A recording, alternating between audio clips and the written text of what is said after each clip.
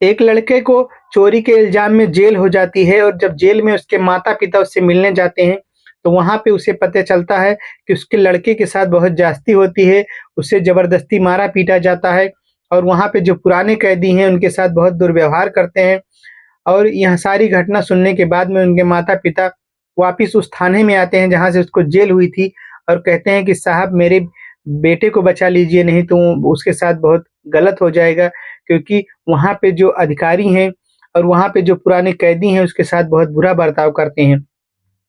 थाने के जो डीएसपी थे, वह कहते हैं कि डी ठीक है, मैं इस घटना को पता लगाने की कोशिश करूँगा और वह जो है अपराधी का भेष बना करके और एक दिन जो है जेल में पहुँचते हैं और जेल में पहुँचकर वहाँ देखते हैं कि जेल की व्यवस्था क्या है और दुर्दशा क्या है।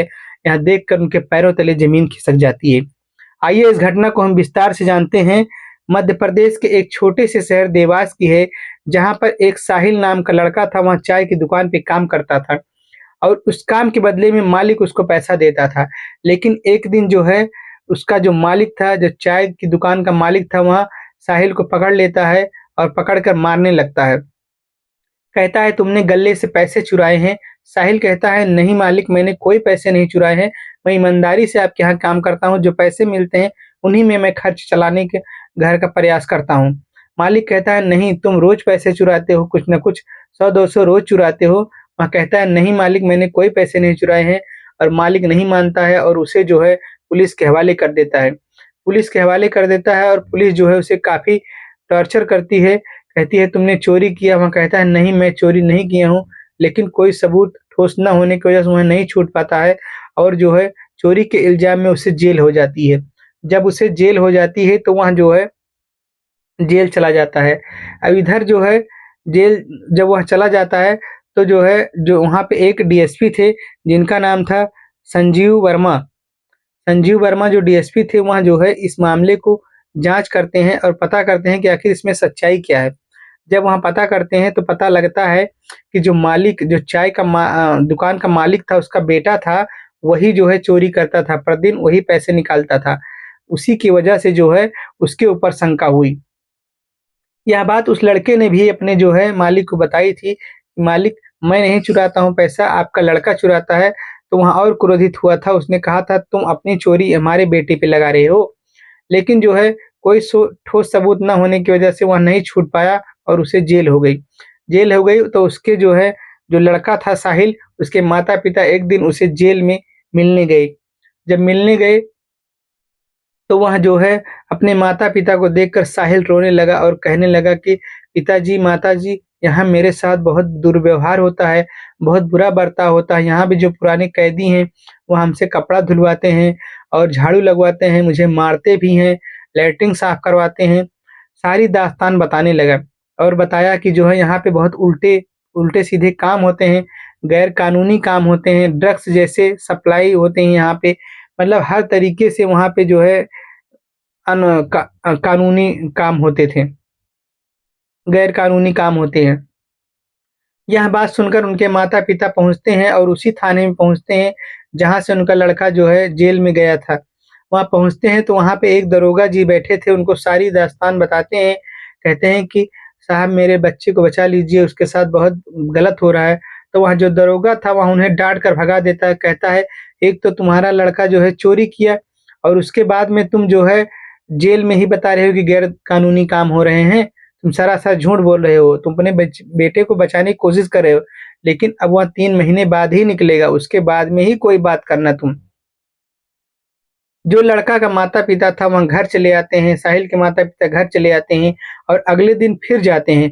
जब अगले दिन जाते हैं तो संजीव वर्मा जो डीएसपी थे, वह शायद संजोग से उसी दिन बैठे मिल जाते हैं और जब मिलते हैं तो उनके जो साहिल के माता-पिता थे, वह सारी घटना जो है संजीव वर्मा डीएसपी जो थे उनको बताते हैं सर गैर कानूनी काम होते हैं, उसमें ऐसे कोई काम नहीं है जो वहाँ पे नहीं होते हैं। और जो डीएसपी सर थे उनको पहले से भी कई खबर मिली थी कि वहाँ पे कुछ गैर कानूनी काम होते हैं, लेकिन कोई ठोस सबूत ना होने की वजह से वह इस पर शंका नहीं कर पा रहे थे। वह यह नहीं समझ पा रहे थे कि शायद वहाँ कोई ऐसा काम होता होगा। तो वह जो है मामले की तह तक जाने के लिए उन्होंने कहा ठीक है आप लोग घर जाइए, मैं इस बारे में जानकारी करूँगा। और अगले ही दिन वह जो है पहुँचते हैं वहाँ पे, शाम को जो है जेल पहुँचते हैं। जेल पहुँचने के बाद में उस लड़के को बुलाते हैं जिसका नाम था साहिल। साहिल को बुलाते हैं और साहिल से सारी घटना पूछते हैं। साहिल एक-एक करके सारी व्यथा बताता है, कहता है सर यहाँ पे ड्रग्स सप्लायर का काम होता है और यहाँ पे उल्टे-सीधे काम होते हैं। जितने भी गैर कानूनी काम हैं इस जेल के अंदर में होते हैं और जो नए कैदी आते हैं उन्हें परेशान किया जाता है, टॉर्चर किया जाता है, मारा-पीटा जाता है। जो यहाँ पुराने कैदी हैं वहाँ भी मारते हैं, जो यहाँ की फ़ोर्स है वहाँ भी मारती है। बहुत परेशान करते हैं पुराने कैदी नए कैदियों को। यहाँ सब जानकर वहाँ कहता है कि जो है तुम किसी का नाम तो बताओ पहले, मैं उन पे एक्शन लूँगा।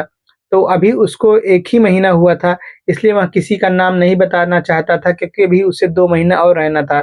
वह यह सोच रहा था कि अगर मैं किसी का नाम बता दूँगा, तो अभी मुझे 2 महीना रहना है और मुझे और भी टॉर्चर किया जाएगा, इसलिए वह किसी का नाम नहीं बता पाता। कहता है सर मुझे माफ़ करिए, मैं किसी का नाम नहीं बता पाऊँगा, क्योंकि अगर मैं किसी का नाम बता दूँगा तो मेरे साथ बहुत गलत हो जाएगा। डीएसपी सर कहते हैं ठीक है, कोई बात नहीं, तुम अपनी जो है सुरक्षा खुद ही करो और मैं आगे जाँच जारी रखूँगा, इन सब से बच के ही रहना। इसके बाद वहाँ चले आते हैं और कुछ दिन बाद 2-4 दिन बाद जो है डीएसपी सर एक कैदी का भेष बना करके, क्योंकि वह डीएसपी थे तो सारी जो पावर थी उनके अंदर थी, तो वहाँ एक अधिकारी को कहते हैं मुझे जेल में जाना है और यह बात सिर्फ मेरे और तुम्हारे बीच में होनी चाहिए, इसके अलावा कोई और न जान पाए। और उसके बाद में अगले दिन वहाँ जो है एक फटे पुराने कपड़े पहन लेते हैं और उनके ऊपर भी चोरी का मतलब धारा लग जाती है और वह जो है सबको दिखाने के लिए वहाँ जेल पहुँच जाते हैं। जब जेल पहुँचते हैं तो वहाँ पे जो है जो पुलिसकर्मी थे पूछते हैं तुम्हारा क्या नाम है? तो वहाँ अपना नाम मनोज बताते हैं। कहते हैं मेरा नाम मनोज है। अपना असली नाम छिपा लेते हैं और उसके बाद में उस दिन शाम को जो है खाने के लिए लाइन लगती है। जब लाइन लगती है तो वहाँ भी लाइन में लगते हैं और लाइन में लगे ही थे कि वहाँ पे एक दरोगा जी थे, वहाँ उसे बुलाते हैं और कहते हैं कि तुम यहाँ आओ, तुम्हारा क्या नाम है? उन्होंने बताया कि मेरा नाम मनोज है। तो कहते हैं तुम किस जुर्म में आए हो? तो कहते हैं मैंने चोरी के जुर्म में आया हूँ, लेकिन मैंने चोरी नहीं की थी। तो दरोगा जी कहते हैं सब लोग यही कहते हैं कि चोरी के जुर्म मैंने चोरी नहीं की, मैंने कोई गुनाह नहीं किया, मैं ऐसे ही एक काम करो, जाओ मेरे कमरे की पहले अच्छे से सफाई करो और जो लैट्रिन बाथरूम है उसे अच्छे से साफ करना। तो जो दरोगा जी थे वहाँ कहते हैं कि नहीं, मैं कुछ नहीं करूँगा। डीएसपी सर मना कर देते हैं, कहते हैं दरोगा जी से मैं कुछ नहीं करूँगा, मैं यहाँ ये सब नहीं करने आया हूँ। मुझे सज़ा हुई है, मैं सज़ा काट के चला जाऊँगा, मुझसे और कोई काम करवा लो। तो वहाँ जो दरोगा था उन्हें मारने लगता है और पीछे से एक और सिपाही आते हैं, उन्हें मारने लगते हैं, कहते हैं कि तुम्हें करना ही पड़ेगा, यह जेल है, यहाँ से तुम भाग नहीं सकते हो। वह मजबूरी में जाकर के करते हैं और अपनी आइडेंटिटी छुपाए रखते हैं, कहते हैं कि अभी बताने का समय नहीं है, अपने मन में कहते हैं। और इसके बाद में वहाँ जाते हैं, उसके वहाँ पे झाड़ू-पोछा करते हैं। डीएसपी जो कि एक डीएसपी थे, वह झाड़ू-पोछा करते हैं और झाड़ू-पोछा करने के बाद में जो है वहाँ आते हैं। आने के बाद में फिर लाइन में लग जाते हैं और वहाँ पे जो लड़का साहिल था, वहाँ जो लाइन में लगा था, वहाँ पूछता है कि भाई साहब आपके साथ कुछ हुआ क्या? आपके साथ भी ज़ोर-ज़बरदस्ती की गई क्या? तो वहाँ कहते हैं नहीं कुछ नहीं, बस थोड़ा-सा मार-पीट हुई बस, थोड़ा-सा मुझे टॉर्चर किए बस। उसके बाद में वहाँ पे रह करके डीएसपी सर पूरी गतिविधियों की जानकारी लेते हैं कि आखिर में यहाँ पे क्या हो रहा है, क्या नहीं हो रहा है। सारी बातें अच्छे से जानने के बाद में वहाँ अगले दिन जो है दरोगा से मिलते हैं और कहते हैं कि तुम यहाँ पे बहुत गलत कर रहे हो, तुम्हें ऐसा नहीं करना चाहिए, सरकार ने तुम्हें वर्दी दी है, तुम इसका गलत फ़ायदा उठा रहे हो। वहाँ दरोगा कहता है कि तुम कहीं के डीएम हो क्या, जो मुझे सबक बता रहे हो, इतने पाठ पढ़ा रहे हो। जो हो रहा है, यह बहुत दिनों से हो रहा है, आज से नहीं हो रहा है। तो वहाँ कहते हैं कि तुम अपने जेलर को बुलाओ। डीएसपी सर कहते हैं अपने जेलर को बुलाओ और जब उनके जेलर को बुलाया जाता है, जब उनका जेलर आता है, तो जेलर को अपनी आईडी दिखाते हैं और दिखाते ही वहाँ पे जितने भी पुलिसकर्मी थे, जेलर से लेकर के दरोगा, सिपाही जितने भी थे, वहाँ सब जो है उनके पैरों में पड़कर माफ़ी माँगने लगते हैं। कहते हैं साहब मुझसे गलती हो गई, ऐसी गलती कभी नहीं होगी, ऐसा नहीं होगा, वैसा नहीं होगा। तमाम तरीके के बहाने बताने लगी। लेकिन जो डीएसपी सर थे उन्होंने कहा मैं यहाँ जेल में आया हूँ, अपनी मर्ज़ी से आया हूँ, मैं किसी के कहने से नहीं आया हूँ। मुझे तुम सब लोगों के बारे में बहुत पहले से जानकारी मिल रही थी, लेकिन मैं कोई ठोस सबूत नहीं पा रहा था, इसलिए मैं नहीं आ पा रहा था। तो वहाँ पे जो और थे वो कह रहे थे कि जो है दरोगा कहने लगे, सर आपने बताया क्यों नहीं कि हम आप डीएसपी हैं? कहा कि अगर मैं बता देता कि मैं डीएसपी हूँ, तो तुम लोगों की करतूत मैं कैसे जान पाता? इसके बाद में डीएसपी जो है उस साहिल को जो है वहाँ से निकलवाते हैं।